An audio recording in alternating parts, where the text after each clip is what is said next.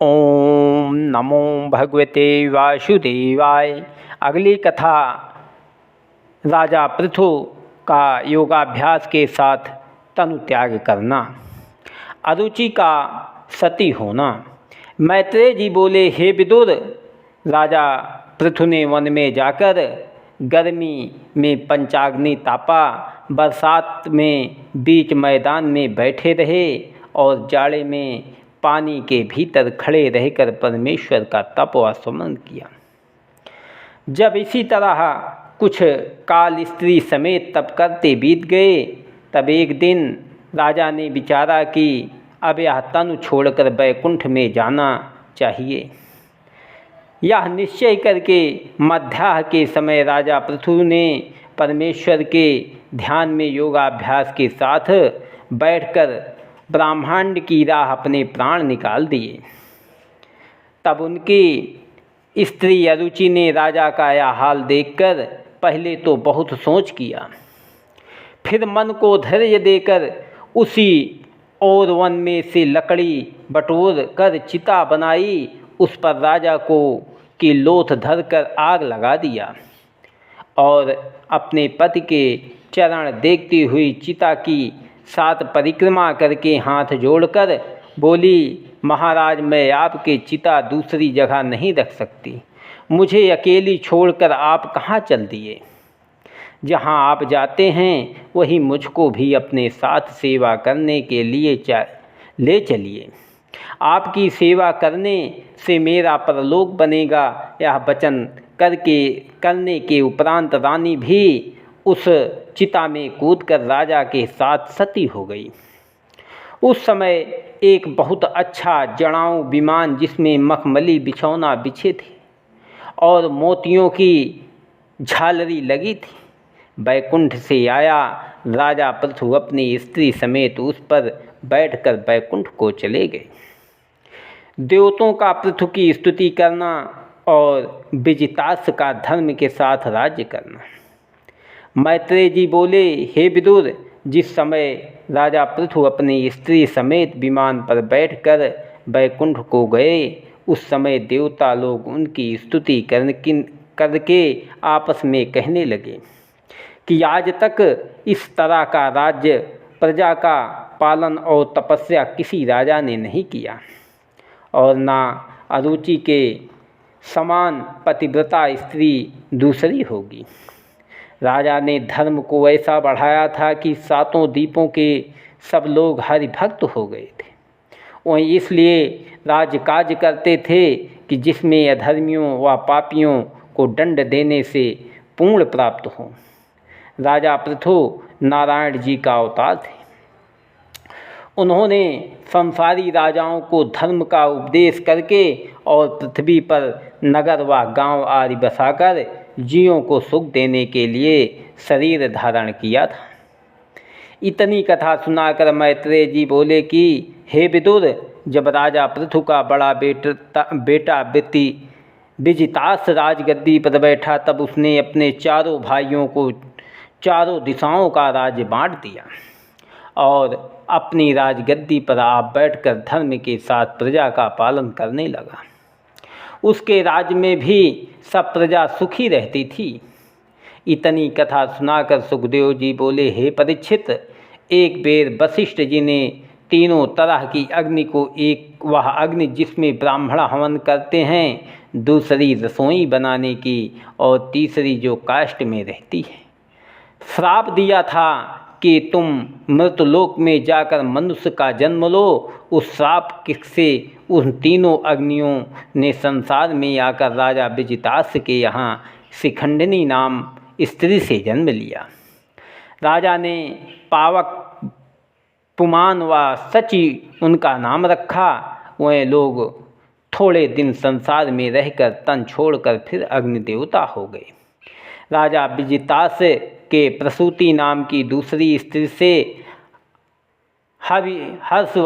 हर्षधान नाम का बेटा उत्पन्न हुआ। उसका विवाह अभिधानी नामक अग्नि की कन्या से हुआ।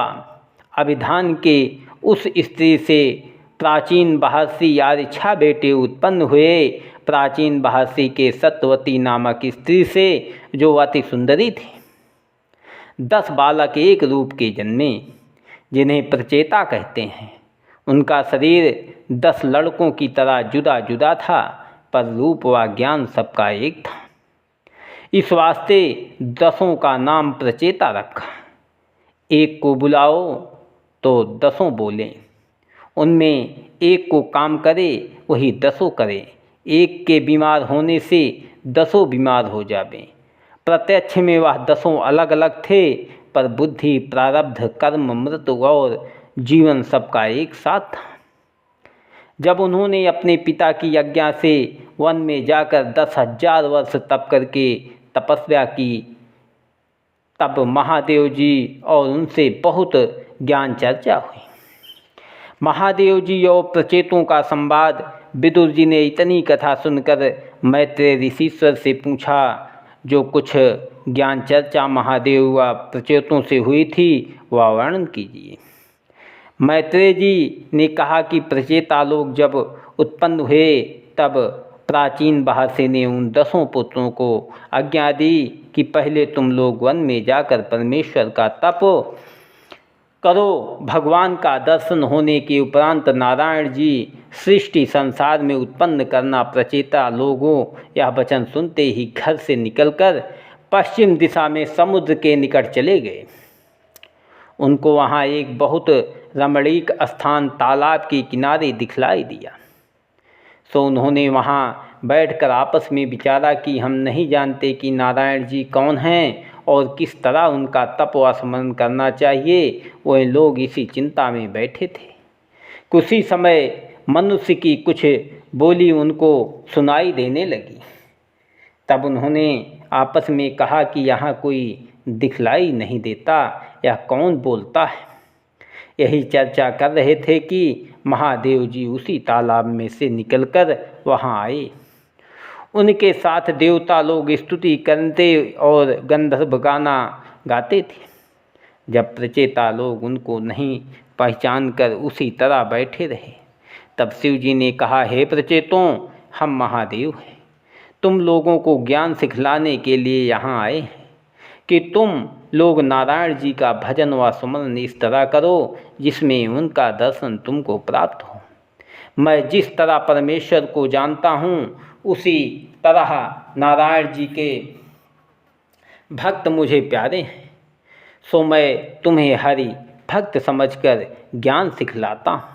यह वचन सुनते ही प्रचेतों ने बड़े हर्ष से खड़े होकर शिव जी को दंडवत किया और बड़े सम्मान से बैठाकर विनय पूर्वक स्तुति करने लगे। तब शिव जी ने नारायण स्तुति का संध्या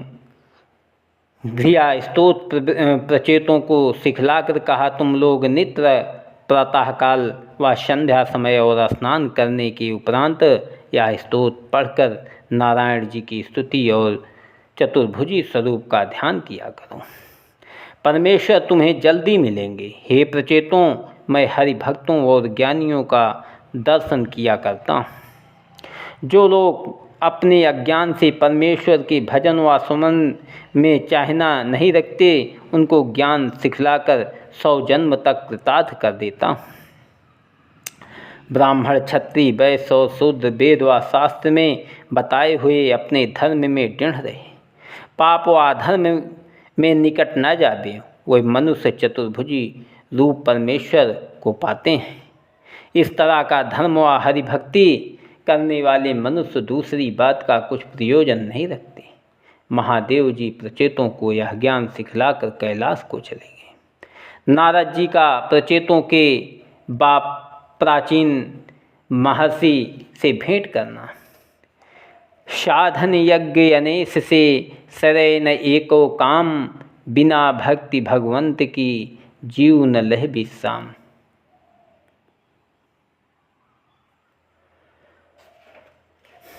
मैत्रेय जी ने कहा, हे विदुर, प्रचेता लोग साधु व वैष्णव की बड़ाई और परमेश्वर के मिलने का उपाय महादेव जी से सुनकर आनंद पूर्वक स्तोत्र पढ़ने और नारायण जी का ध्यान करने में लीन हुए।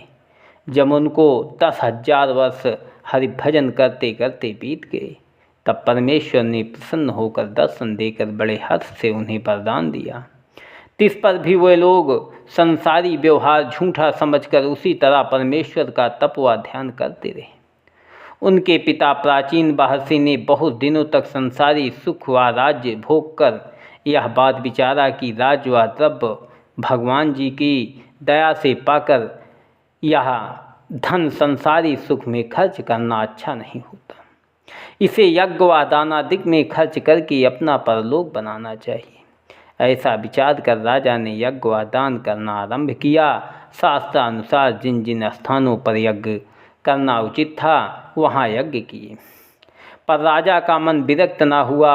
इंद्रलोक व स्वर्गलोक के सुख की चाहना रखता था। उनका यह हाल देखकर नारद जी ने विचारा कि राजा की आयु यज्ञ करते करते बीती जाती है, पर केवल यज्ञ करने से इनका परलोक नहीं बनेगा। यह राजा धर्मात्मा पृथु के कुल में उत्पन्न हुआ है, इसलिए कुछ ज्ञान सिखलाकर इन्हें भवसागर पार उतारना चाहिए। यह बात विचार कर नारद मुनि मर्तलोक में राजा के पास आए। उन्हें देखते ही राजा ने बड़े हर्ष से दंडवत किया और आदर भाव से बैठा कर हाथ जोड़कर विनय किया। महाराज, मेरा भाग्य उदय हुआ जो आप ऐसे महात्मा पुरुष ने कृपा करके मुझे दर्शन दिया। नारद जी हंसकर बोले, हे राजा, सच बात है, तेरा बड़ा भाग्य था जो तू मनुष्य तन पाकर भरतखंड का राजा हुआ।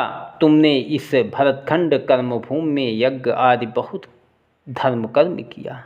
जहाँ जाने की इच्छा करके चले उस ठिकाने पर पहुँचना चाहिए। कदाचित चलते चलते मार्ग में आयु पूरी हो जाए और अपने स्थान पर न पहुँचे तो उस मार्ग चलने से थकने के सिवा क्या लाभ होगा। नारद मुनि का यह वचन सुनते ही राजा ने बड़े आश्चर्य से मन में कहा कि वेद व पुराण में यज्ञ और दान करने का बड़ा पूर्ण वर्णन किया है, उनसे अधिक दूसरा धर्म नहीं लिखा है, और नारद जी ऐसा कहते हैं, इसका क्या भेद है। राजा यह बात विचार कर चिंता करने लगा। राजा प्राचीन महर्षि का उन जीवों का स्वरूप देखना जिनको मार कर यज्ञ में हवन किया था। ओम नमो भगवते वासुदेवाय।